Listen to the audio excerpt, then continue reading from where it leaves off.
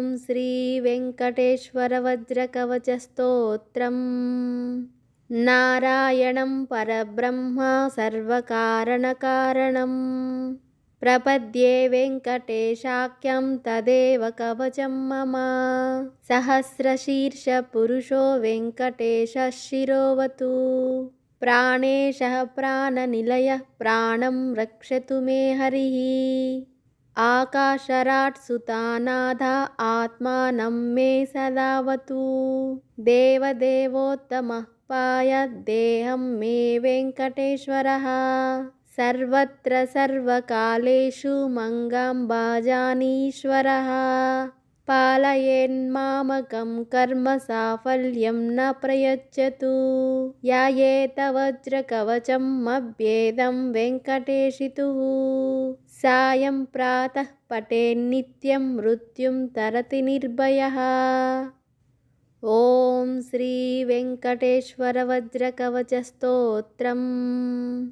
नारायणं परब्रह्म सर्वकारणकारणं प्रपद्ये वेंकटेशाख्यं तदेव कवचं मम। सहस्रशीर्षपुरुषो वेंकटेशः शिरोवतु प्राणेशः प्राणनिलयः प्राणं रक्षतु मे हरिः। आकाशराट् सुतानाथा आत्मानं मे सदावतु देवदेवोत्तमः पायाद्देहं मे वेङ्कटेश्वरः। सर्वत्र सर्वकालेषु मङ्गाम्बाजानीश्वरः पालयेन्मामकं कर्म साफल्यं न प्रयच्छतु। यायेत वज्रकवचं मभ्येदं वेङ्कटेशितुः सायं प्रातः पठेन्नित्यं मृत्युं तरति निर्भयः। ॐ श्री वेंकटेश्वर वज्रकवचस्तोत्रम्। नारायणं परब्रह्म सर्वकारणकारणं प्रपद्ये वेंकटेशाख्यं तदेव कवचं मम। सहस्रशीर्षपुरुषो वेंकटेशः शिरोवतु प्राणेशः प्राणनिलयः प्राणं रक्षतु मे हरिः। आकाशराट् सुतानाथा आत्मानं मे सदावतु देवदेवोत्तमः पायाद्देहं मे वेङ्कटेश्वरः। सर्वत्र सर्वकालेषु मङ्गाम्बाजानीश्वरः पालयेन्मामकं कर्म साफल्यं न प्रयच्छतु। यायेत वज्रकवचं मभ्येदं वेङ्कटेशितुः सायं प्रातः पठेन्नित्यं मृत्युं तरति निर्भयः। ॐ श्री वेंकटेश्वर वज्रकवचस्तोत्रम्।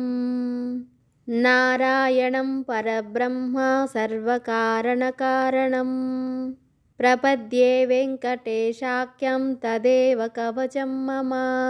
सहस्रशीर्षपुरुषो वेंकटेशः शिरोवतु प्राणेशः प्राणनिलयः प्राणं रक्षतु मे हरिः। आकाशराट् सुतानाथा आत्मानं मे सदावतु देवदेवोत्तमः पायाद्देहं मे वेङ्कटेश्वरः। सर्वत्र सर्वकालेषु मङ्गाम्बाजानीश्वरः पालयेन्मामकं कर्म साफल्यं न प्रयच्छतु। यायेत वज्रकवचं मभ्येदं वेङ्कटेशितुः सायं प्रातः पठेन्नित्यं मृत्युं तरति निर्भयः। श्री वेंकटेश्वर वज्रकवचस्तोत्रं सम्पूर्णम्। ॐ श्री वेंकटेश्वर वज्रकवचस्तोत्रम्। नारायणं परब्रह्म सर्वकारणकारणं प्रपद्ये वेंकटेशाख्यं तदेव कवचं मम। सहस्रशीर्षपुरुषो वेंकटेशः शिरोवतु प्राणेशः प्राणनिलयः प्राणं रक्षतु मे हरिः। आकाशराट् सुतानाथा आत्मानं मे सदावतु देवदेवोत्तमः पायाद्देहं मे वेङ्कटेश्वरः। सर्वत्र सर्वकालेषु मंगाम्बाजानीश्वरः पालयेन्मामकं कर्म साफल्यं न प्रयच्छतु यायेत वज्रकवचं मभ्येदं वेङ्कटेशितुः सायं प्रातः पठेन्नित्यं मृत्युं तरति निर्भयः। श्रीवेङ्कटेश्वरवज्रकवचस्तोत्रं सम्पूर्णम्।